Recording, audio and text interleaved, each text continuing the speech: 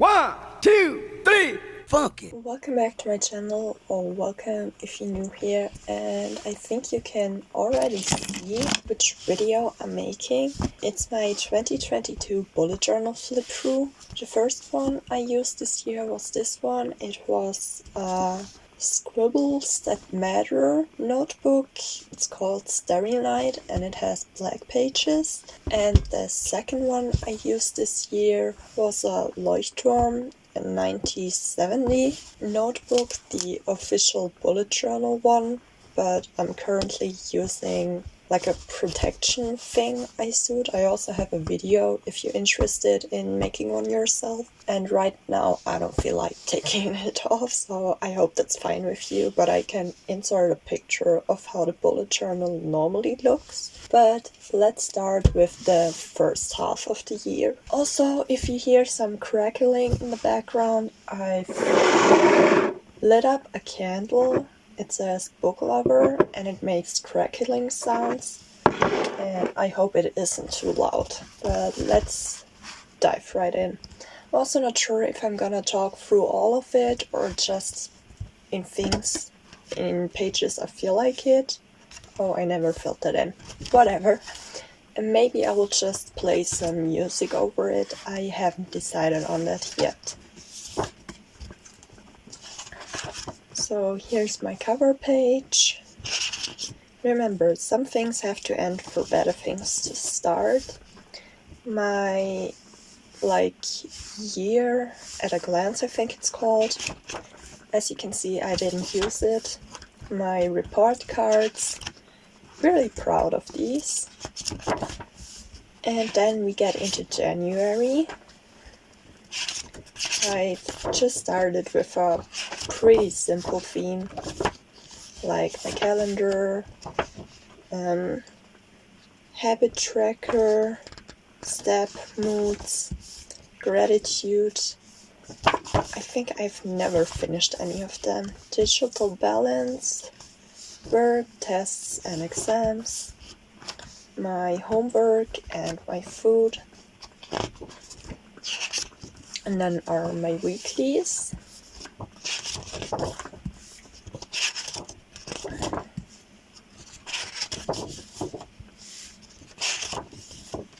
And then we get into February. Again, my calendar. And habit, mood, steps and stuff like that. Also, I didn't finish this. Gratitude, I didn't even start it. Digital balance, work and tests. Again, my homework and my food. Also never finished it. Like, this page is completely empty. And then again, my weeklies. Also, I made a little to be read, but I can never keep up with my to be reads because I'm so much of a mood reader and I'm also a slow reader. So I would much rather read something that I actually enjoy than waste my time on something I don't enjoy at the time. Or maybe I don't even have time to read it, so... And yeah, again, we're in the weeklies.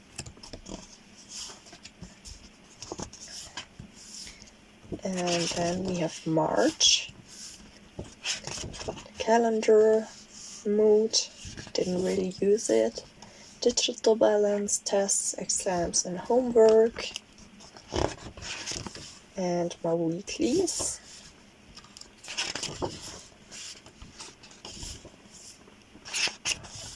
I must say there are some themes I really enjoy and some I don't enjoy at all. And that's one of those. Like, I enjoy the beginning, but I don't know. I don't really like where it went. And also, I think I didn't even make a calendar, there were just my weeklies. Although, I'm not sure why I didn't make a calendar. Maybe I just forgot it. I'm not sure. And you can slowly see that I didn't even use my weeklies anymore. Or not as much. And then we are in May. Digital balance, tests and exams. More weeklies. even more weeklies. And a habit tracker I never finished. And then we're into June. There's a calendar again. My steps and hours of sleep, I believe. Digital balance. Habit tracker, tests, exams, work and mood. Never used the mood tracker. And you know, with my work, I have like a very free schedule of work. I will get an email asking me if I want to work, or like telling me where it would be, how much I would make, and stuff like that. And then I can choose if I want to go, if I don't want to go. And mostly with school, I don't have time to go. So then we have gratitude and food. And then my weeklies. This is another theme I really enjoy. And again, I didn't really use my weeklies even. And I also slowly got tired of the black paper because I always had to wait for everything to completely dry before I can flip a page. Then July, we have a smaller calendar. And sleep and steps. I didn't really use gratitude. I only used half of it. Tried a new kind of habit tracker. Digital balance, work. Oh, I actually did work. What a surprise. Mood. Food. Didn't really use it anymore. And weeklies. See there, I lost my patience. Maybe you can see there's a lot of smudging everywhere. Even the pictures are white. More weeklies, more smudging. I think that's also the reason I started to glue in white paper, because I was so tired of waiting and I just wanted white paper back. And then I got into planning on my next journal, because I mostly don't fit everything into one journal, and then I have some leftover pages that I can't quite fit a month inside, so I like to use it for planning and other stuff. So I planned out my next bullet journal. I had a bucket list of my summer, which didn't completely go as I wanted it to, but that's just life. And I also used it as a literal journal, like just about my day, how I feel, stuff like that. And also how much money I spent on books, because I thought it would be interesting to know that. So here's for July. For April, then I did some book, like reading journal spreads, I guess. Although this isn't my reading journal, I have an extra journal for that. Maybe I will also film a flip through that, or for that. Here I just wrote down how much I read in February, in April, in May, in June, and in July, and how many pages I read each month. Then I made a book series tracker, and in the beginning of the year I made a My 22 in 2022 video, but I already told you I'm not sticking to to be reads, so you can clearly see that here. Maybe I even finished more, but not so many more. I mean, I finished this one, and this one as well. But that's it. So then more journaling, and you know, I have some pages left, but it was time to move into the next journal. So let's look at that. And now that you've seen the other journal, maybe this will come as a surprise, but I really needed it. Because I went back to the basics, to the roots, to the simplest way to journal. Because I was just overwhelmed and I simply wanted white pages and easy ways of journaling. So here's my future log. This one I'm actually using. I don't know why exactly, maybe it's just because I changed everything, so this one works as well. Or maybe because I just use my journal more, I'm not really sure. And then we get to August. This one also didn't really work out, but I already liked it better than the calendars I used. And then we have my habit tracker, and we get into the weeklies. And I used the Writer Carol method, so if you want to know more about it, you can search that up. It's just the original bullet journal creator and his method, where you just go day by day. So when you plan out August, you only write the first day out, and then you go from there. You write down everything for the day you need, and only on the next day you write the next day, and so on and so forth. I hope that's understandable. Then I made a book tracker. Book tracker for series that I already had in my last journal, or like kind of tried it in my last journal, and I liked it, so I kept it. And also put more stuff inside. And also I had a meal plan because my parents were gone. That's also a very great thing about this method. You just plan as you go and you have space as you go. Because with the other themes I had, there always were all the pages already filled up. Like, if I made a January spread, I would make the calendar, the habit tracker, mood tracker, digital balance, all that stuff, and all of the weeklies at once, mostly. And if I had something I wanted to add, I had to add it completely at the end. But with this, I can just add it as I go, because as I said, in the beginning you only write this the first day, and then you have all the other pages blank until you reach them. So I really like that. And more meal planning and more weeklies. I also started to incorporate my finances into my bullet journal. I actually have a separate planner for that, but it didn't really work like that because I don't want to grab my journal to only write down 1 month and put it away again. So it makes more sense to have it where I'm already working inside and seeing, and it just makes more sense to have it here. Then I also have a list, like planning the things I have to film, things I have to edit.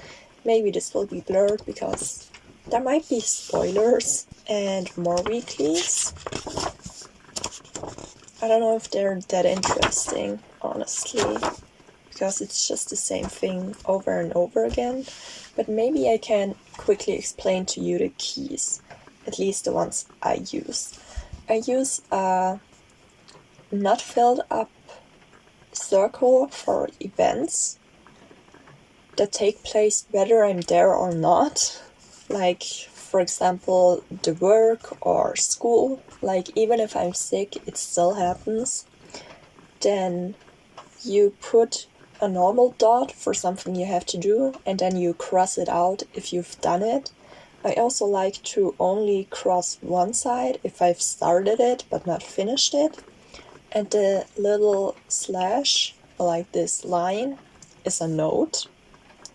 And then this little star is if something has a higher priority than other things, and I think that's all I use. It's very easy, very simple, and easy to remember. Then I made a spread for Bookfinity, because I think I saw a video where someone talked about it and I just wanted to try it out. And then I made a little spread for it. I'm also kind of planning to make a video about it, but I'm not sure if it's really gonna happen.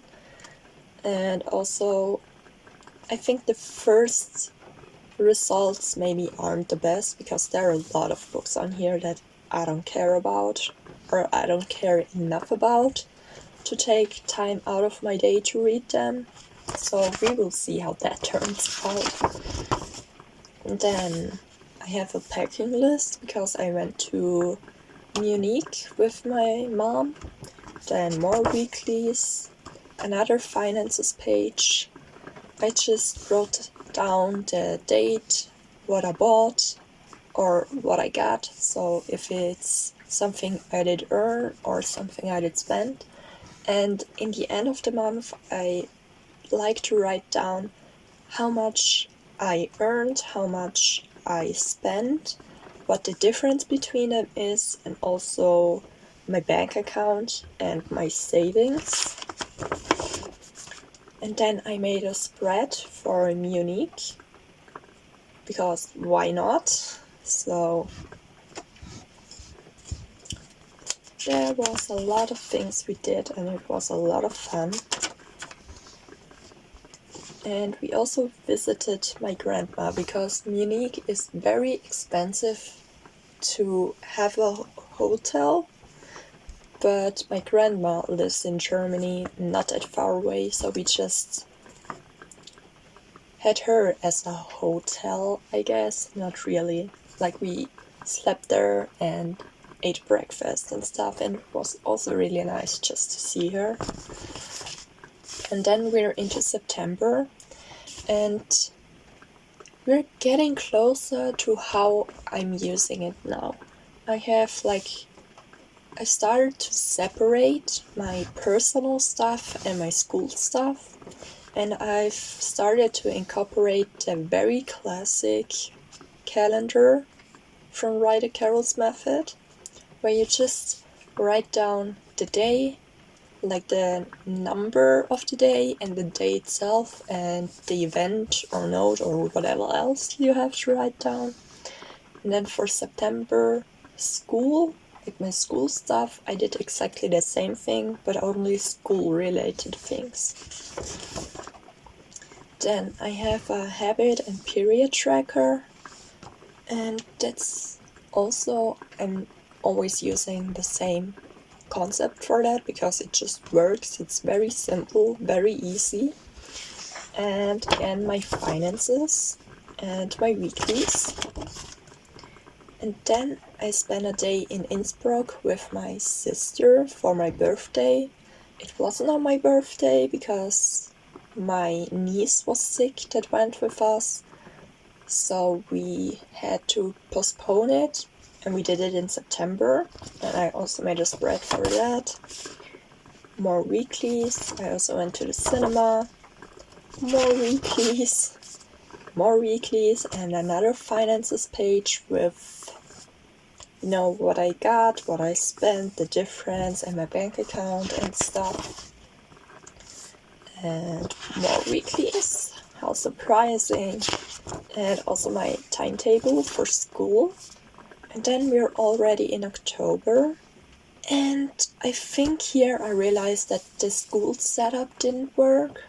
So I changed it next month. And again, trackers and finances. October, school. Oh yeah, I changed it already that month. Yes, this is how I started it off, and this is how I kept it, because it was easier to just have it like the normal calendar for my private stuff. That just makes a lot more sense. And again, my timetable, because school's a little bit of a mess, and it takes a while to make the timetable, like the completely finished timetable. And then we get into the weeklies again. I don't know if they're that interesting, it's just the same thing over and over again. Sometimes I have to write more, something I have to write less. And also I'm learning French now, so I made a French page for school for a little test we had. So I did study a little here and also just wrote it down to remember it better. And finances in October again. What I got, what I spent, the difference, bank accounts and savings. And also here's where the December planning had started, because I had started to buy all of the advent calendars, planned out how much I did spend, how much I can spend, what I already had done, what I still had to do, what was filmed, edited and scheduled, and what was actually posted, and also all the prices. So if you realized in some of the advent calendar videos I go somewhere or take a look at something to see the prices, it was that page. And then we're in November, and this is the way I'm keeping it, or I kept it. Just the private things and the school things with the same style of calendar. That just really works for me. It's very easy to set up, it's very quick to use. Then trackers and finances, that just stayed like that because it's simple and it's useful and it works, and that's all I'm really asking for. Then again, weeklies, as you can see, you could never plan out like that in a pre-planned thing, because see there I use half a page, almost more, and there I just use a little bit, again half a page, and some other days I'm only writing down 3 things or something, so it makes a lot more sense to write it as I go, at least for me. Then more weeklies. We had an event in school that I had a lot of planning for, but then I got sick, so that page kind of was useless, but it's there. More weeklies. And the end of the finances. I don't think I have to repeat it every time. I think you get it by now. And December already. And again, I just used it the exact same way. Private, school stuff, trackers. Also, I wrote down the calendars again, because now was the time. I filmed and posted everything, so I wanted to have it in the right space as well. But I also used the other page for the prices and stuff. And my finances again. And all of the weeklies. Oh yeah, I didn't explain it yet, but if something, so here you can see, here's when I only did something half, I only do 1 cross, and if something doesn't happen, or I'm not there or something, I just slash it through, like you can see it here. And if something is brought to the next day, I do an arrow in the right direction. And if something is scheduled to the day before, I do an arrow in the left direction. That's just the way it works for me. Because, you know, if it's the next day, it points to the next day, and if it's the last day, it points to the last day. It just makes sense in my brain, and it's very simple symbols that are very easy to remember, I think. More weeklies, another packing list, because we went to visit my grandma for Christmas. More weeklies and a spread, or like a little info, because for Sylvester, or like New Year's Eve, my grandma came to visit us, and we were at my sister's, and we did wax casting, and I just wrote down for everyone what they created, so how their wax looked and what that symbols and what it's supposed to mean.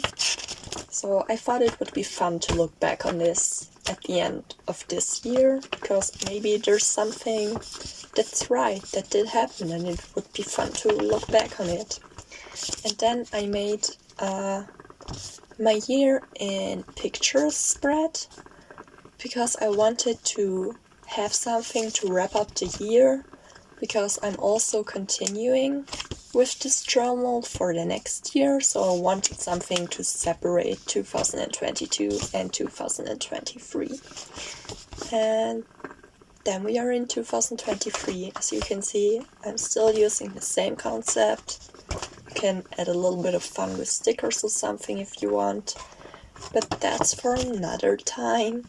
We're only talking about 2022, so that's the end of my bullet journal for 2022. Thank you so much for watching. I'll see you in my next.